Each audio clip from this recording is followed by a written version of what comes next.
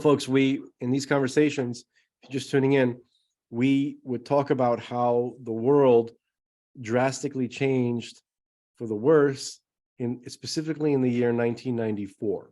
Okay.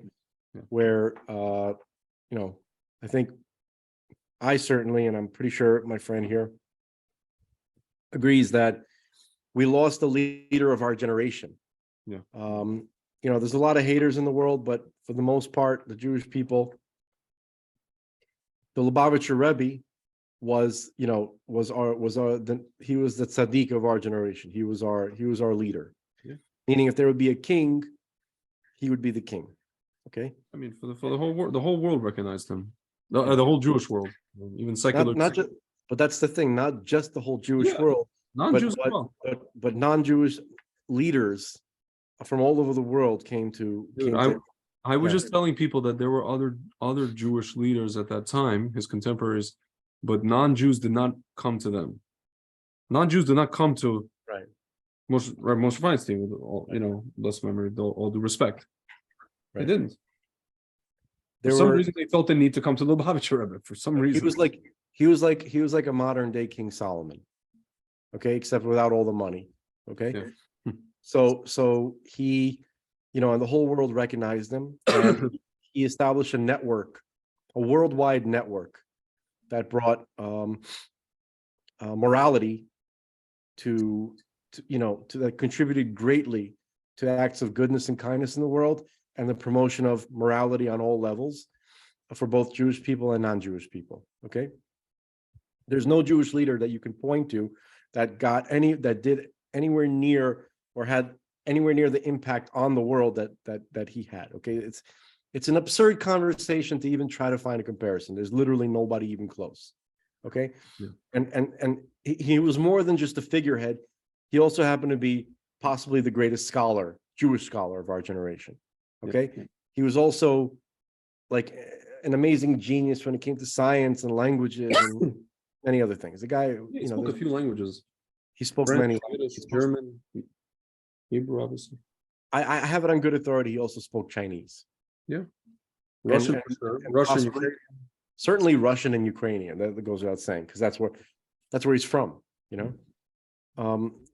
but he spoke all European languages and possibly many Asian languages as well. Okay.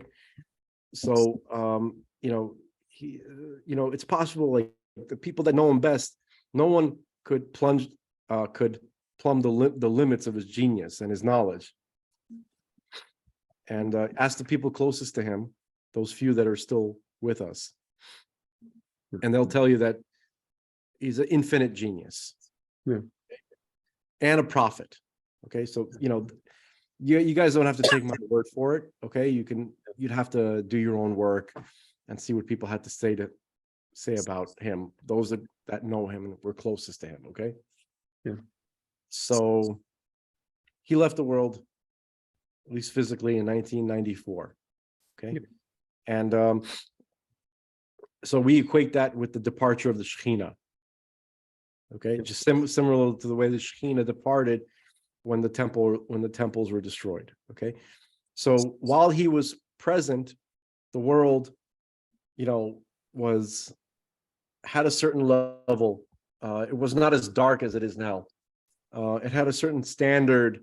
It wasn't perfectly moral, but compared to, just think about the 1994 world or pre-1994. It had an understanding of what a barometer or a standard of what emes or what truth is. What, you're looking at something, let's say on the news or in the media or on the screen or in the newspaper, or somebody just coming up to you and telling you something. You were able to discern this is true. And it wouldn't matter who the person was saying that, who was saying this. It was a Republican, Democrat. It wouldn't matter. Is this true or is it not true? That's it. That's all people cared about. Today, we have people writing articles where we live in a post-truth, what is it? What do they write? What matters isn't the truth. What matters is something like perception. Or what we think is good. Or what is right, something like that. That's very complicated. I was just saying that, like, even a person who's not familiar with these concepts, they understood. They would tell you that there's certainly a much higher standard of even pop music, even like, let's say, I'm sorry to get vulgar, but I want to show you how much his influence pervaded the world, right? Where even forget about the highest level of things, but even the lowest level of things still wasn't as ubiquitous, like even like sexy movies, for instance, right? That they showed you on cable. They're still somehow more reserved and tasteful. They still bothered to have like some kind of like, cinematography and really, really gorgeous women and dramatic, whatever, that kind of stuff, even though, it was somehow, even the smut was somehow more refined. Yeah.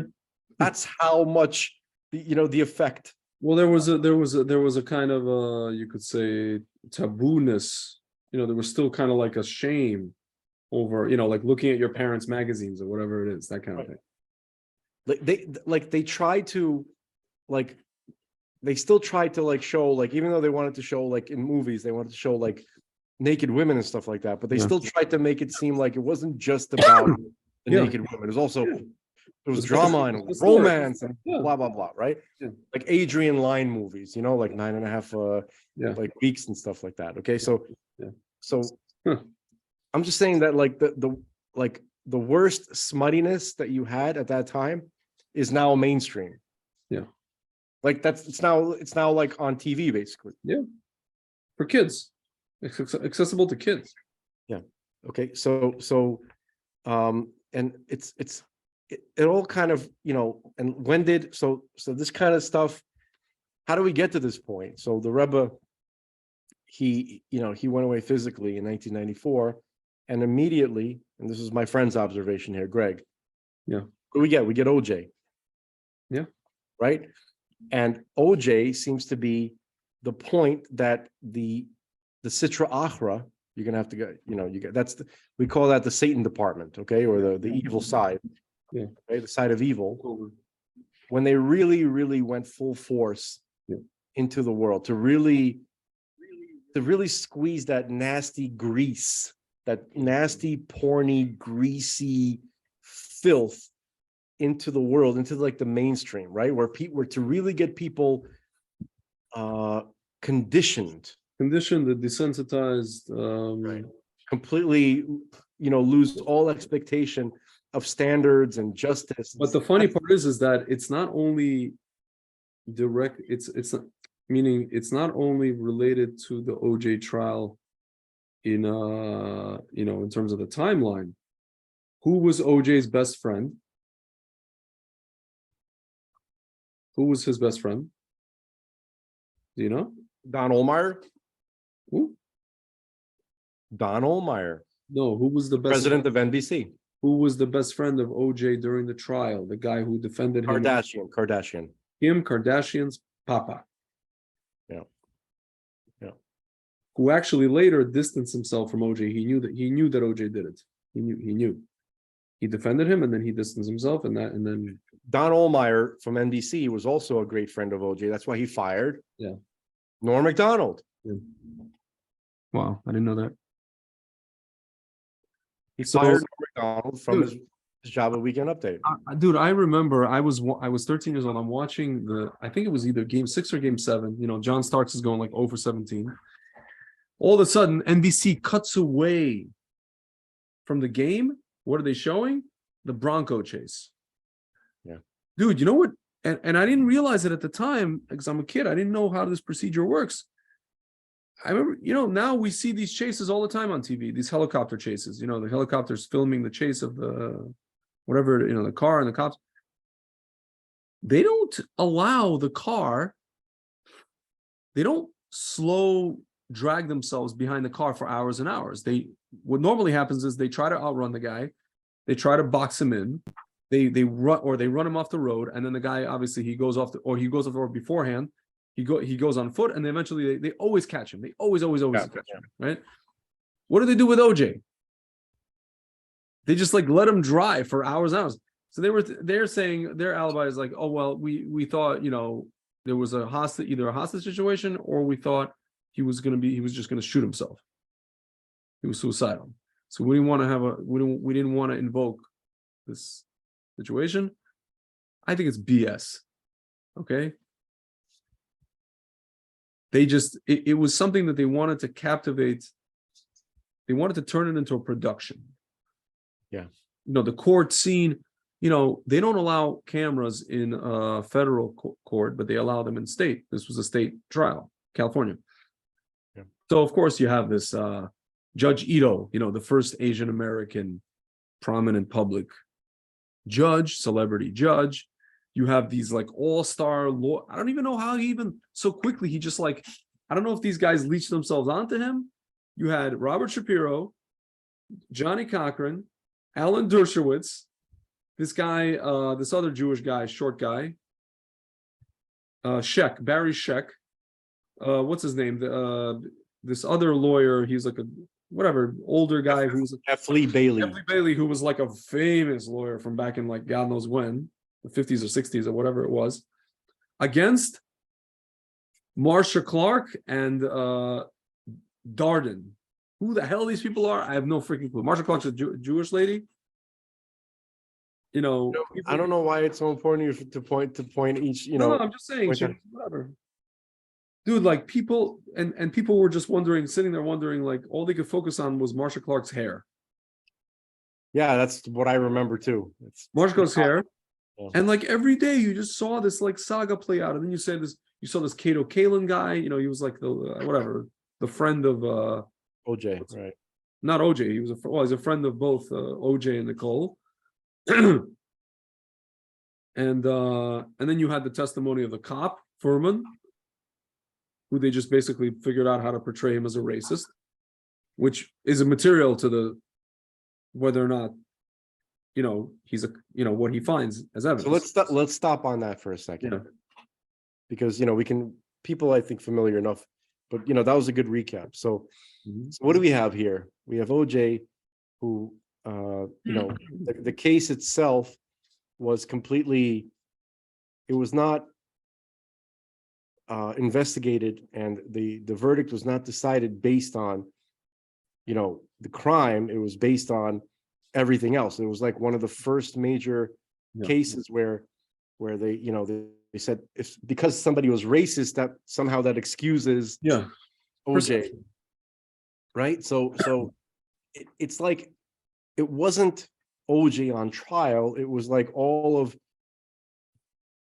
the complaints, all the nonsensical complaints of injustice, were kind of being decided then and there, even though it was a farce. Do you understand? Yeah. So Black people did not benefit in the slightest bit. No, not at all. From the OJ verdict. Black people, you must understand that you were the biggest victims. Yeah. The OJ verdict. You know why? Because you may have gotten your rocks off for 30 seconds or whatever, however long, for a day. I probably some, probably too many, but normal Black people, I don't think they were thrilled that a murderer got off from murder, because OJ said, Norm Macdonald, right after the verdict, he goes, well, it's official, folks. Murder is legal in the state of California. Yeah. Right. So now that what you're seeing, Trump, right, is getting arrested on Tuesday, apparently, right? Supposedly nothing. They're back now. They're whatever. Half the people didn't want to involve. Whatever it is, they were going to go forth with it. Just the fact that they were considering it on nothing, absolutely no, zero, absolutely. It was something they already investigated before and found no. Right. Yeah. So this whole thing, the fact that they have the balls, the fact that anybody can tolerate such a thing, that has its origins in the OJ. Yes. Verdict. You understand? That's where miscarriage of justice in America. The fact that normal people, both Black and white and Spanish and anybody who's normal in America and in the world, they should have gone out in mass protest against the clear miscarriage of justice. But instead, with our silence, we showed that all right, we'll let them get away with this one because we feel bad about history of racism. How does that make up, or how does that make up for any wrongs in the past? By letting a murderer, a very brutal murderer, by the way, folks, if you recall, she was essentially beheaded. Yeah. He cut her head off. Yeah. That guy's walking around right now. Wait, he's in jail, right? Is he in jail right now? No, I think he might be in jail got right out now. because he had a whole other case, and then he recently got out He recently for good this behavior. guy- or something like that. There's literally a beheader walking around, got off. Okay, and his children, Hmm. right, from Hmm. the lady that he beheaded are like that guy's walking around right now. Like Yeah. people run it to a person who beheaded a woman and killed another guy brutally, right? Hmm. You can run into him in freaking CVS, Yeah. okay, or Walgreens or wherever you go. Okay. So it's a horrifying miscarriage of justice. And our silence on that paved the way for all the other sleazy, nasty shit that came from that. Okay, what would be the next sleazy shit? Kim Kardashian. No, there's something. That's later. You're talking about mid 90s. So you're talking about Versace, the killing of Gianni Versace. which is very interesting because I never that exposed me to an entire world that I was completely unaware of. Like I knew gay people. Yeah. I knew gay people, and the gay guys that I knew, right? They were actually decent guys. Yeah. Like I knew this one guy named Valik, who was actually a friend of my parents. He took me to see E.T. First, and I remember him fondly. He was actually a great guy. And then there's this other guy that my brother worked with, and he was a nice guy too. And when they showed gay people in movies, right? You like in the 80s and the early 90s, rarely would you see like a villain, like a gay villain. Yeah. Even though like there's this one movie, there's a James Bond movie in like the early 70s where the villains were like these two gay guys. Yeah. And they called each other Mr. something. I forgot what their name was.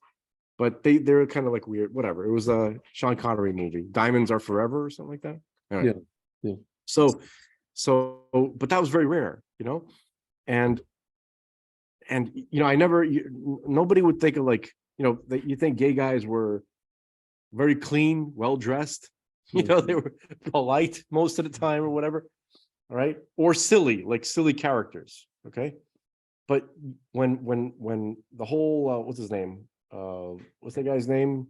Cunanan, right? Andrew Cunanan, the murderer, the guy who murdered Gianni Versace, right over here in South Beach. Yes. Right? Like he had a whole list of people to murder, right? So, and then like I was a kid when this happened. I was like, the gay guys murdering? Gay guys can be violent. I don't understand this, and and then when you study it, right, the reality of serial killer crime and really creepy, weird crime, right? Like psychosexual things, right? As Norm Macdonald likes to say, he loves that phrase, right? There's a lot of gay stuff. Yeah. Okay. But what's funny is that whenever they portrayed serial killers, they always portrayed them as like crazy white rednecks. Yeah. Right? Or like creepy, it's always a creepy white guy of some persuasion. Okay. But rarely is it like, a flamboyant, fashionable gay guy that's ever portrayed as somebody violent or somebody that can commit such horrifying murders, right? Yeah. So that was the intro to the whole Gnostic fruitcake community and its connection to gay people. Yeah. Okay, I just didn't realize it at the time. I realized it only much later. Yeah. Okay, so that kind of stuff was under wraps before Versace. Yeah. Okay, so all this, like, you ever go into like a McDonald's or like a KFC? Yeah. There's like a layer of nasty grease on everything. Yeah. I don't know how to. It's not like, perhaps it's not like literal. It's the stuff that they use to draw you into it's the smell. It's just there's just like this like schmaltzy grease. Yeah. Like a layer of it, and it makes you feel like it's like you need a shower. You need a couple showers. Yeah. That's what these events did to the world. Yeah. OJ, Tanya Harding. Yeah. This whole disgusting satanic clown show. And then you had and then Princess Diana's basically murder. The Princess Diana murder. All these like public, like these are all conditions. These are all psyops. Public sacrifice. Right, to get you to accept very low standards. Yeah. Very pornographic. Like entertainment. And it's tabloid in real life. Yeah. Real life became a tabloid. Yeah, a greasy tabloid, a By the greasy. way, all the while they were doing parallel to that on MTV. What are they doing? Reality shows. But what are these reality shows? These reality shows are not reality. They're quasi-reality, or they're even staged. Yeah. But now they're getting you used. Now they're getting you used to basically not being able to tell the difference on television between reality and fake. That's why you see all this crap during the 2020 election, all this inauguration and all the stuff that happened. It was all freaking staged. All the stuff was staged. It was all, they showed like the behind the scene, literally behind the scenes stuff. You see what the White House is, the Oval Office, it's all staged. The whole thing is staged, and nobody, like we could tell, some people could tell, most people were just like, okay, whatever, whoop-de-doo. Okay, it's staged, that's fine. Can I tell you something? Remember I was telling you the story about how when I wanted to kill Stuyvesant? Yeah. Yes. Right? And because of that girl, right? So this is, this had been maybe a year, slightly more from when I came back from Israel, and things drastically changed in quality. Like I'm talking about entertainment and stuff like that. Yeah. So even though I liked the girl, she liked that show. She enjoyed that show with Paris Hilton and her friend. The other one with the Nicole, was it Nicole? Lionel Richie's daughter. Yeah.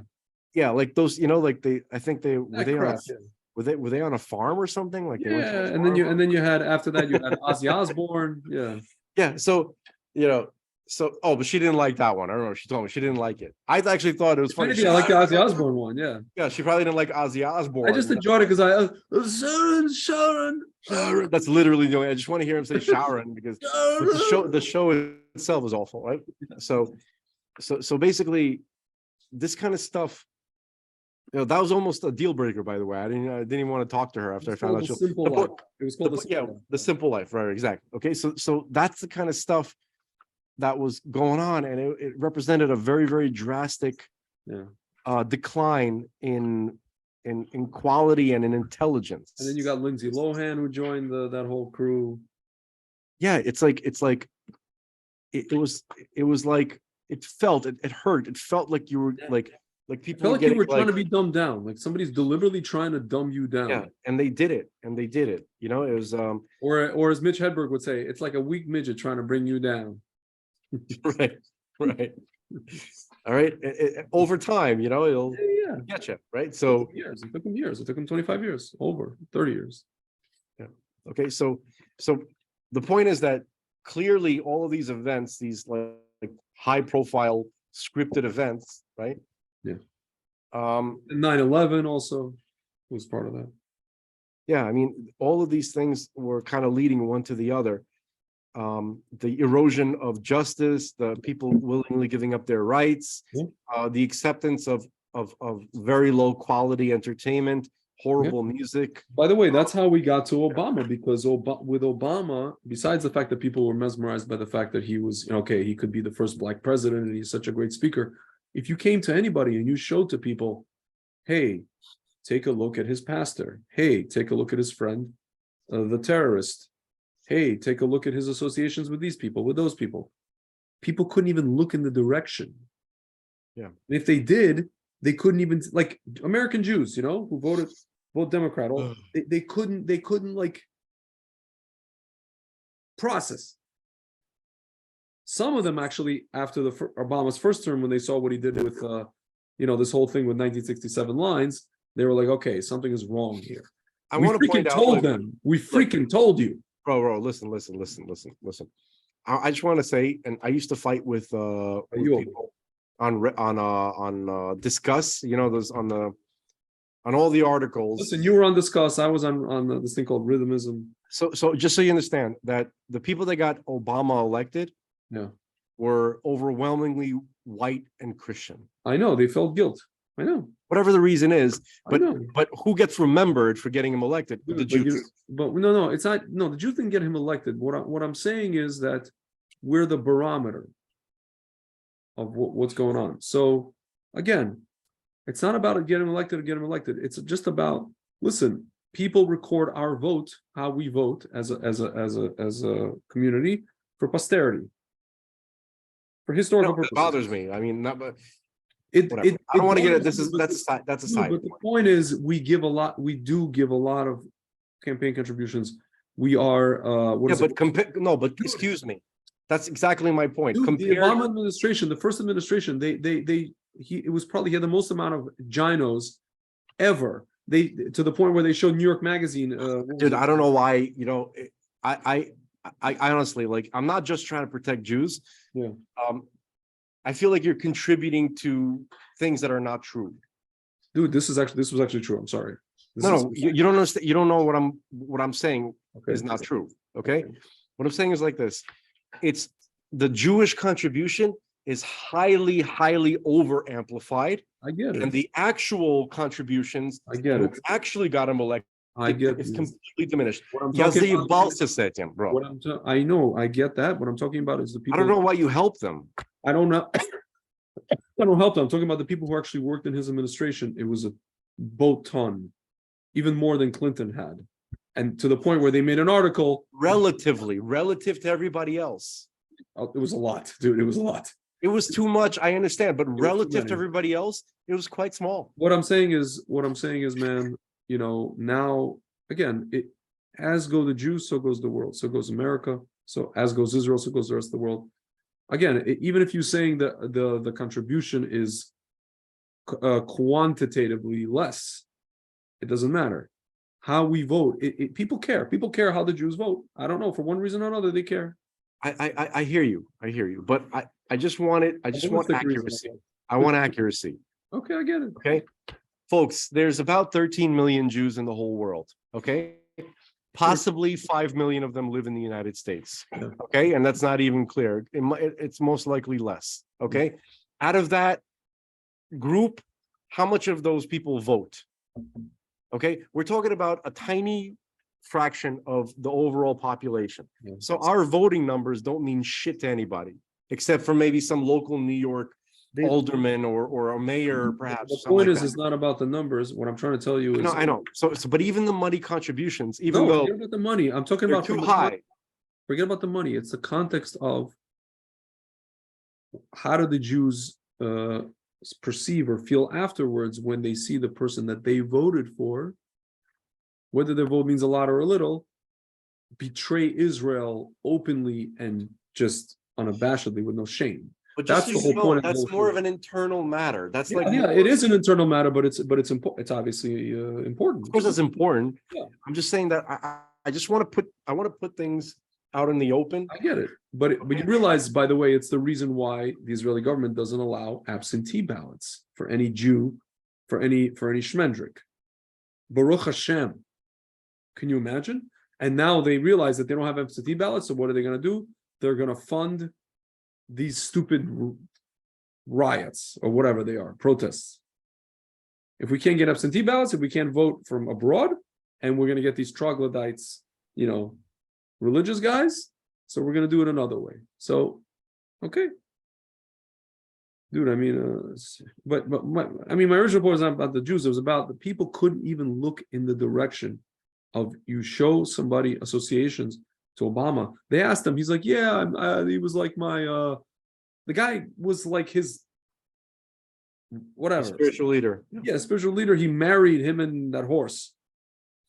He performed the ceremony. Oh, he's like my crazy uncle. Yeah, really? Oh, can I ask you a question? Are all those photographs with her dong showing, is that all like photoshopped or? Dude, I don't know. I don't know. I don't know. There's all these photographs. I mean, all I can tell you is like this. There's obviously a person in Chicago named Larry Sinclair. Honey, I'm worried the cats fighting are going to wake up the baby. The cats are fighting, and I'm worried they're gonna wake up the baby because they're making way more noise than normal. Can you check on Balrog for a second? Sorry, folks. My cats are fighting out of nowhere, and like my wife is hard of hearing, so and she has a hearing aid which connects directly to the phone, so she's watching a YouTube video. You know. So I forgot We're in the future. We're in the future. Problems of the future. Yes. But it's not a good future. It's not the future. It's a heartbreaking future. You know? So I was gonna say was that what was I talking about? I don't know. You always like to Farrakhan us and make a huge. I wasn't Farrakhan in anything. I was You want to take the scene. You want to take the scenic route through Farrakhanville. I wasn't even talking about Farrakhan anymore. I was talking about Obama, and I was talking about something else entirely. I forgot even what.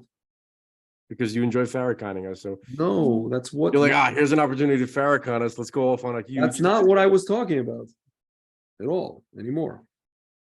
Farrakhan.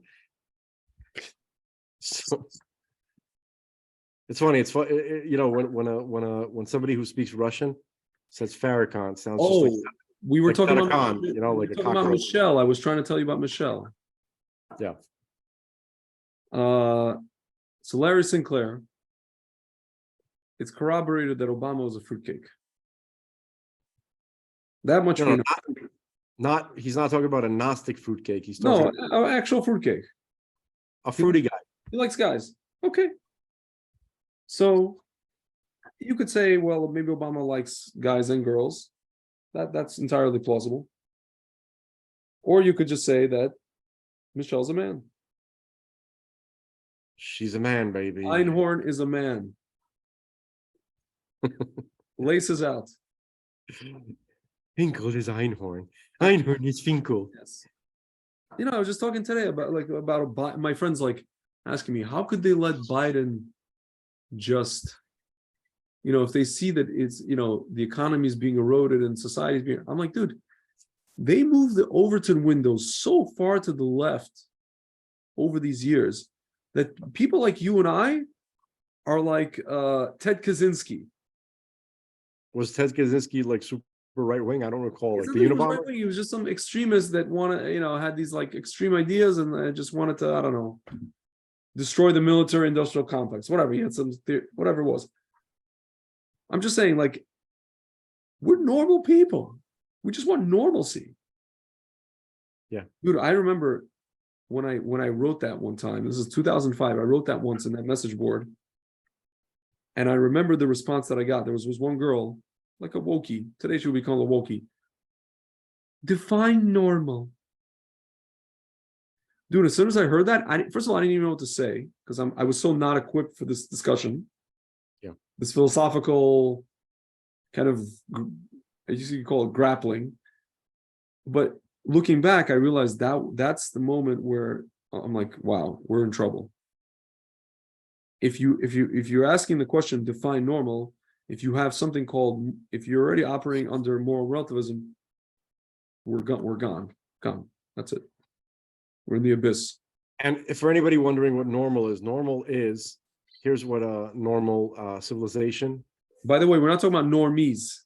You know, the whole like people who No, forget about that. Normal is a man and a woman. They get married and they have children. Okay, the children grew up with the man and the woman, called the mother and father. Okay, it's called a family. And then that's the basis of civilization. That's what that is what even gay people need to protect with their lives, because because gay people are a very, very small minority. Okay, and if they want to live in a free society, which continues from generation to generation, you got to protect people who, first of all, replenish that civilization with a population, right? You have to have children, right? In the case of America, you have that's the basis of Western civilization, right? Where the family is prime, and the state, the government is very, very secondary, very, very secondary, and it's supposed to be minimized, and it's very, very secondary. This is the exact opposite of what every tyranny in the world, even historically, was about. Like like monarchies, right? You needed permission to get married, right? And the local lord, he had to have sex with your young virgin bride before you got a chance to. Yeah. Okay. This is the ultimate level of dominance and slavery, where you can't, where your wife is not your wife. Your children are slaves. So basically, the very core of a free society is when a man and a woman fall in love, and they have, or they get together, and then they decide to come together, and then they have a family and children. Okay. Romantic love marriages are a very recent thing in Whatever, whatever the reason is, they get together, and right. They have children, they all these people live in the same home, okay? And the family is prime, right? The father or the parents attempt to make a living is supposed to go unmolested, right? Where they can work hard or work however, and whatever they produce goes to the family. And the government is there to facilitate the existence of that, not the other way around, like everywhere, like now, where like everywhere else, what they're trying to do here. And if gay people want to live in a free society, they have to protect that. It's very funny, Dolce and Gabbana. Yeah, they're very much like that, by the way. These two gay guys, they're like, you have to protect, the breeders. You must, because not all gay people. They know without the breeders, they don't exist. Yeah, not all gay people are crazy. You understand? Like they understand the importance. There's a lot of smart gay people. What do they call them? Log cabin Republicans? I don't know. I'm just talking about like normal. I know. Not gay people aren't crazy. There's some gay people that aren't crazy. Okay. Like, anyway, so that's what normal is, folks. Yeah. Okay, and there's a lot more details. That's an example of normal. Yeah. Also, normal is when people believe in that that they exist and they function in this world with divine rights by the creator of all. Yeah. Right. And that's why God is the highest authority. You can't, as opposed to being like that idiot on Twitter that told you to take your Bible and put it somewhere. Right. You saw how I responded. I was like, so you like putting things up your butt, do you? Yeah. Sick people. But anyway, so you saw that guy that I responded to today? A lot of ignorance also. There's a guy who, I just wanted to see if he was a bot. So he was saying stuff, he was responding to one of my posts, and he was saying stuff like, put Jared and put all the Trump people away. They're all criminals, right? So I didn't even address his issue. I was like, why don't you go suck on a green whale? Yeah, I saw that. And the guy's like, why would you say something like that? He goes, and I was like, why don't you go to the mountains? Why don't you get yourself a donkey, go to the mountains and stop bothering people? Yeah. Just nothing but like Don Rickles lines. Yeah. I was perplexed. It was wonderful. It's like, you saw me, right? So I sent you a smiley face. He didn't understand. He goes, what an odd response. Yeah. Yes. He doesn't know Don Rickles. Could be a bot, Yeah. But anyway, so that's what normal is. Okay. It's pretty clear what normal is. Yeah. All right. And if you don't fit into the normal category, right, you should protect the normal category because we're protecting you, right? We want to keep a free society where people have free will, right? Yeah. So, but anyway,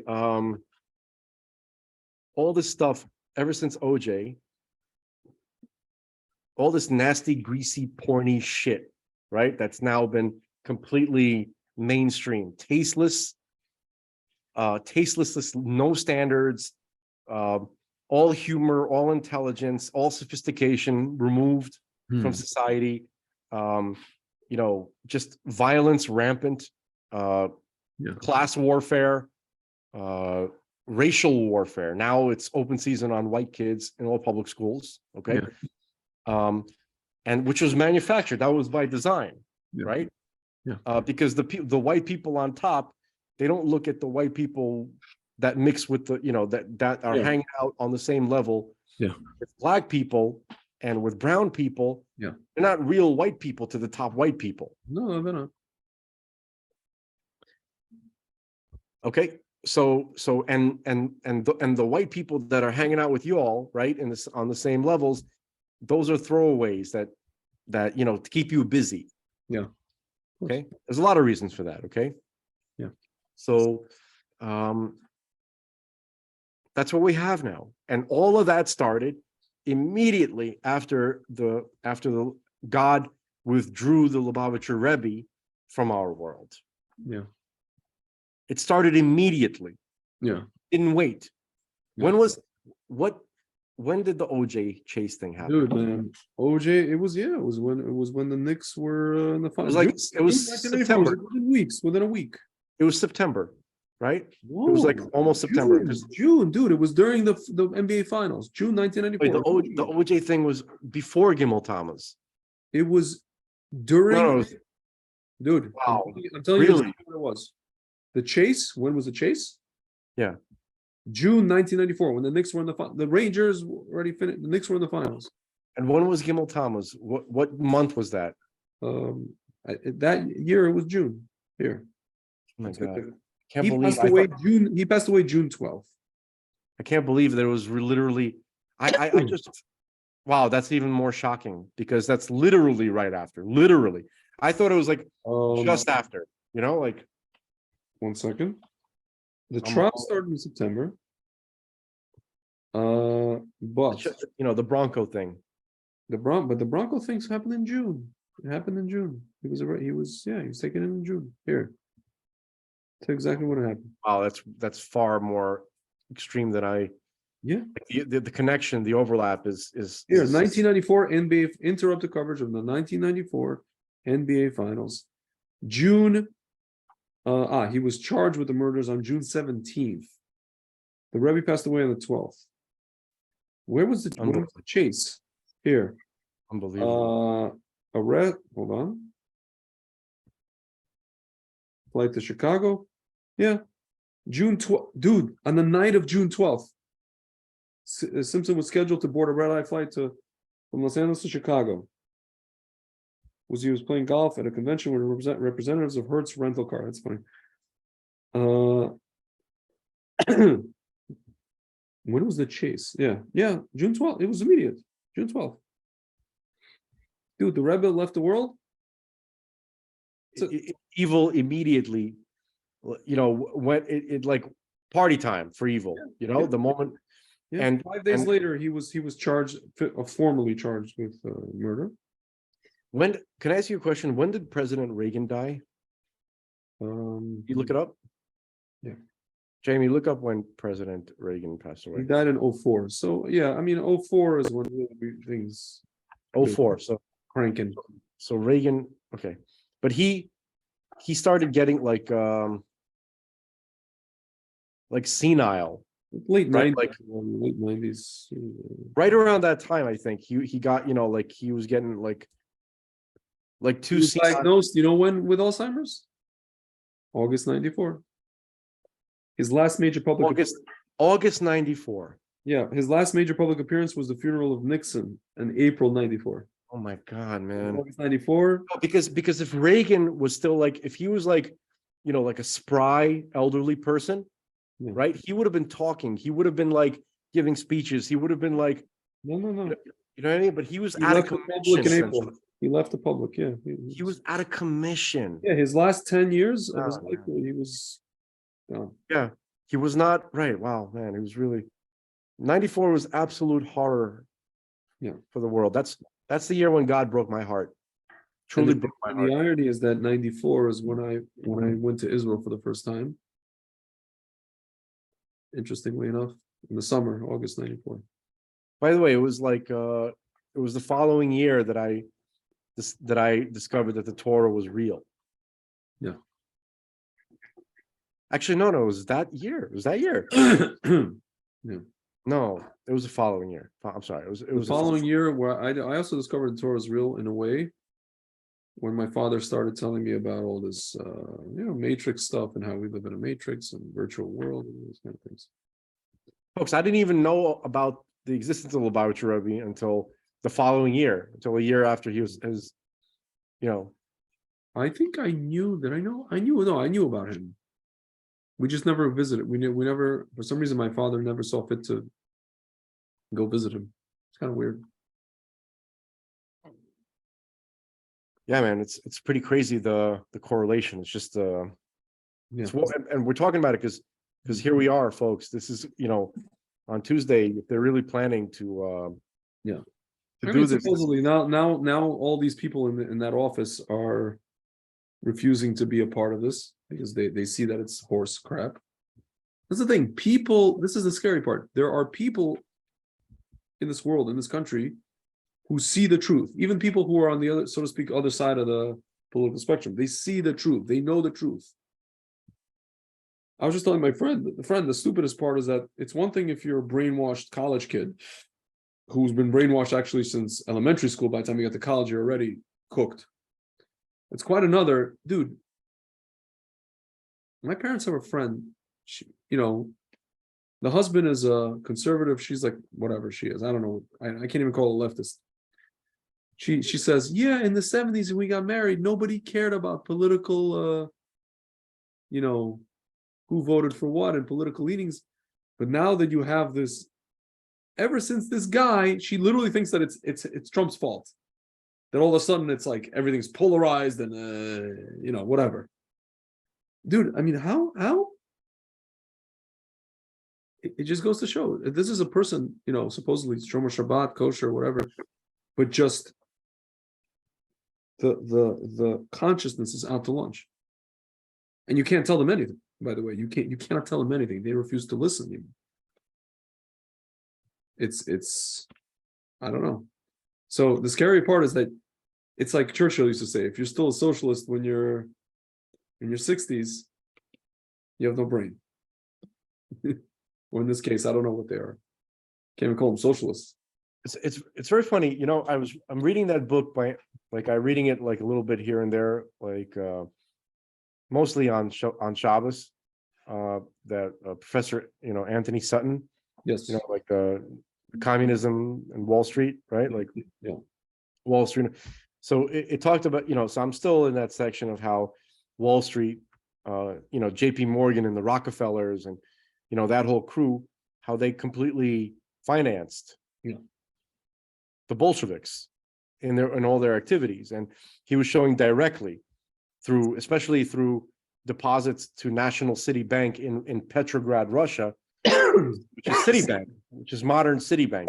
Yeah. It was the only bank that was allowed in the newly formed Soviet Union that was a private bank. Mm-hmm. And they sent millions of dollars. Folks, this is like, just a couple of years after 1900. They're sending millions of dollars. And according to Professor Anthony Sutton, he's trying to say that, all they wanted to do, they weren't real socialists. They just wanted to control the markets and the resources of Russia. And they thought that by supporting financially the Bolsheviks, and they would have access to controlling the resources of Russia, right? So that, that he's going by that. That's what he's assessing. But I think that he's probably either he's not aware of the deeper issues and the religious ties that these people have with each other, right? In terms of their fruitcake cults that they were a part of, right? And the whole Lucius Trust, publishing house, and Madame Blavatsky, and basically the story of Lucifer, right? And his fall as an angel and bringing. Folks, these are Satanists. The Rockefellers are Satanists. J.P. Morgan was a Satanist. Okay, W.B. Thompson, who completely, there was like a Red Cross mission to Russia, right? To help, they're supposed to bring doctors there to help, and that, and the Red Cross is supposed to be entirely non-political and just help people, right? So they completely. All the doctors who went to Russia, they quit in disgust because of the activities of W.B. Thompson, and who was a lackey of J.P. Morgan. Yeah. Whatever, you guys have to read the details, but there's a direct link, and probably Professor Sutton, maybe he was too scared to write in his book, or maybe he didn't know about it, but it's the religious Satanist activities of these people. It wasn't just about greed and power. Greed alone is not enough to motivate people to do the crimes that they've done. Yeah. And Fauci and all the people that are doing what they're doing right now, they're all connected. There's a straight line from those people all the way now to what's going on right now. It's the same folks. Okay. So, it's and they don't care about. By the way, things are about to get Soviet. Speaking of Soviet Union. Well, I mean, I guess we'll end off pretty soon, Can I read to you? You know what we should end off on? I want to read the list of people who passed away in '94. Sure. Kurt Cobain, probably murdered. Jackie Kennedy. Jeffrey Dahmer. Okay. John Candy. We spoke about this. Fruity. John Candy. Yeah, that was a massive comedy. Yeah. Ayrton Senna. He was like one of the greatest Formula One drivers. I think he died in a crash. Brazilian guy. It was a big tragedy actually at the time. Richard. Brazil could be a huge market for your. I know. It's funny you say that. Whatever. I'll tell you later about it. Richard Nixon passed away. Nicole Brown Simpson, obviously. Burt Lancaster, Jack Kirby, Telly Savalas, John Wayne Gacy, George Papard, our favorite. Plans comes together. From the 18 folks. Yes. Peter Cushing, the guy that was played in Star Wars, the main general of what's his name? Darth Vader. Oh yeah, that was Christopher Lee's best friend. Yeah. Yes. Dinah Shore, Cesar Romero, Raul Julia, the guy who played the husband in yeah. Sure. Gomez Adams. Charles Bukowski. He was a writer, famous poet. Cab Calloway, the singer. Sure. Jessica Tandy. Wow, really? Nice. Yes. William Conrad. Bill Hicks, the comedian, who everybody thinks is Alex Jones. I think it also, what's his name? Jim Henson, I believe, if I'm not mistaken. Wilma Rudolph, the runner. Let's see who else. Henry Mancini. Dick Sargent. Dennis Cleveland Stewart, the guy who played in Grease, blonde guy. Kinnicky, the guy who played Kinnicky. I think so. Yeah, I think so. There's a few people like names you wouldn't know. Let's see. One second. Pedro Zamora. So this guy passed away. He was one of the first in Real World. He was the gay guy with AIDS. That was probably the second season or third season or something like that. Yeah. One second. Oh, look at that. Bill Gates. I don't know if it's his Mary Maxwell Gates. I think that's his grandmother. Oh, Andres Escobar, the guy that scored for Colombia in his own goal against America. Oh, he got killed at a supermarket. He got shot by Pablo Escobar. No relation to Pablo Escobar. Who was Dak Rambo? He's like an actor. I don't know. Yeah. Ron Goldman, obviously. Yeah. The one for me was what's his face? Kurt Cobain and John Candy. Those are the two for me that were like, Yeah. Yeah, and then from that we got Kim Kardashian and Paris Hilton and what's her face, the redhead Pamela Anderson, and then the sex tapes, which she started that whole thing, and then Kim Kardashian did her own thing, and then Paris Hilton did her own thing. It just they pornified the world. Yeah, they poured nasty grease They poured nasty fast food grease on everything. and desensitized the hell out of us. We forgot about MS